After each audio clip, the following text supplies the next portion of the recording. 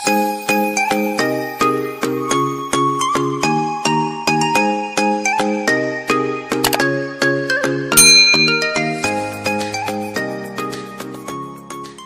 warahmatullahi wabarakatuh, teman-teman Pitubers semuanya, semangat.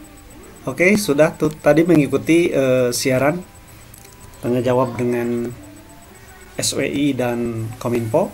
Bagaimana menurut teman-teman? Nah, ini teman-teman yang saya bisa garis bawahi adalah dari proses legalisasi gitu ya, penyempurnaan legalitas untuk Pitub sampai 100%. Itu kan ada menyisakan dua syarat yang disampaikan oleh SWI, dan itu bukti bahwa manajemen Pitub perusahaan sedang berusaha keras supaya ini segera selesai begitu ya. Jadi kita jangan mempunyai pikiran atau terganggu sama pendapat-pendapat di luaran. Kalau memang berniat pihak Pitub mau selesai sampai di sini, tidak mungkin setiap hari dalam masa tenggang ini yang diinformasikan, diumumkan melalui pengumuman resmi perusahaan selama 2 minggu ini kita cuti ya, katakanlah cuti. Tidak mungkin ada edukasi melalui virtual yang tiap hari itu ya, kalau memang tidak ada niat untuk menyelesaikan apa yang disyaratkan oleh SWI. Itu saja sudah menunjukkan bahwa perusahaan ini serius untuk memenuhi apa yang disyaratkan oleh SWI. Nah, kenapa ini bisa jadi, ini menurut saya ya, kenapa ini bisa di aplikasi di Play Store itu tidak ada? Bisa jadi dua-duanya benar yang saya pahami ya. Bisa jadi memang diblok atas permintaan Kominfo kepada pihak Google. Bisa jadi memang bersamaan pas ya, memang kita tim Pitub ya sedang maintenance ya, memperbaiki, menyesuaikan apa yang disyaratkan, seperti untuk menyatukan antara penjualan pembelian Pitub itu kan dalam satu aplikasi, itu kan memerlukan proses. Nah, berarti bisa jadi itu ya begitu. Nah, kalau hal-hal seperti itulah, kalau menurut saya nggak usah diperdebatkan begitu ya, antara kenapa tidak ada di Play Store, karena untuk aplikasi besar yang sudah duluan pun seperti Bukalapak ya pernah seperti itu, dan kita pun di versi kedua pernah kita, walaupun hanya 2 hari begitu ya, tidak ada dalam Play Store, tidak bisa diunduh begitu. Nah, dari 55 persyaratan tadi yang sudah dipenuhi oleh tim manajemen ya, itu mengurus server ya di Indonesia. Ini kita sudah server Indonesia, kemudian tidak menggunakan mata uang asing, jadi kita sudah menggunakan rupiah. Kemudian menertibkan komunitas yang ini sudah ada, itu sudah jelas. Nah, tinggal yang belum itu ya, ini poin tidak dibeli dari pengguna lainnya tapi melalui perusahaan secara langsung. Nah, ini yang lagi dalam proses dan sudah disampaikan ke SWI. Tidak ada sistem member, get member atau referral point. Nah, ini ya, untuk memenuhi ini kan referral itu mungkin tidak ada, akan hilang, tapi ada jual beli, melalui jual beli, yaitu melalui e-commerce itu gitu ya. Ini pemahaman saya, jadi proses itu poin tidak dibeli dari pengguna lainnya tapi melalui perusahaan secara langsung.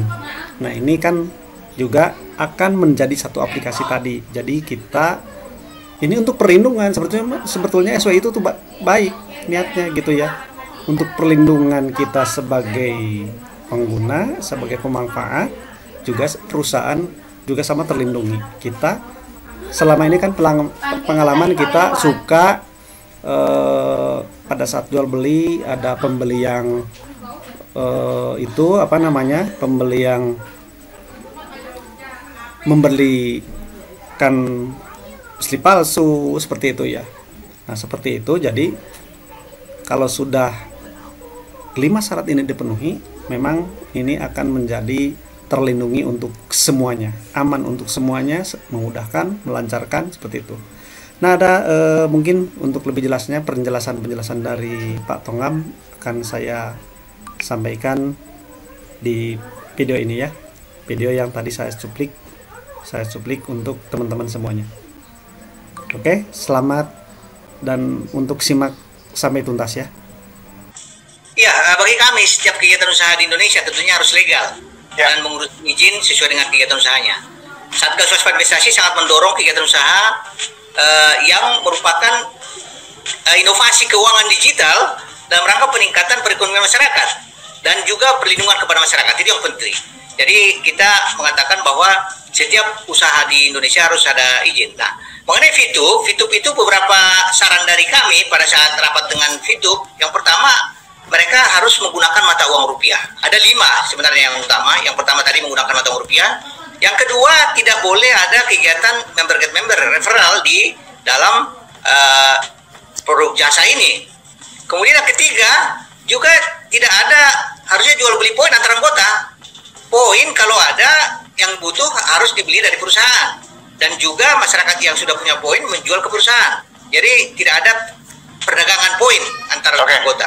Kemudian yang keempat adalah servernya harus di Indonesia dan juga yang kelima membutuhkan komunitas. Nah, berdasarkan informasi dari FITUB ada beberapa yang sudah dipenuhi. Yang pertama, mata uang rupiah sudah digunakan $30 lagi, kemudian servernya juga sudah di Indonesia dan komunitasnya sudah tertibkan. Dan 2 lagi ini tidak ada referral dan tidak jual beli poin ini, mereka sudah menyampaikan juga surat kemarin ke Satgas Waspada Investasi mengenai 2 hal ini dan kami akan melakukan penelitian tentunya. Apabila mereka sudah melakukan kegiatan sesuai dengan arah SWI, tidak ada money game di sana, ya mungkin bisa direalisasi, tapi harus sesuai dengan ketentuan perizinan dan juga tidak ada skema piramida di sana. Iya, seperti kami sampaikan tadi, denormalisasi bukan naturalisasi ya. Denormalisasi bisa saja, jadi ini juga perlu disampaikan kepada masyarakat bahwa Satgas Waspada Investasi dan pemerintah mendorong sebenarnya kegiatan-kegiatan yang memberikan kontribusi pada perekonomian Indonesia.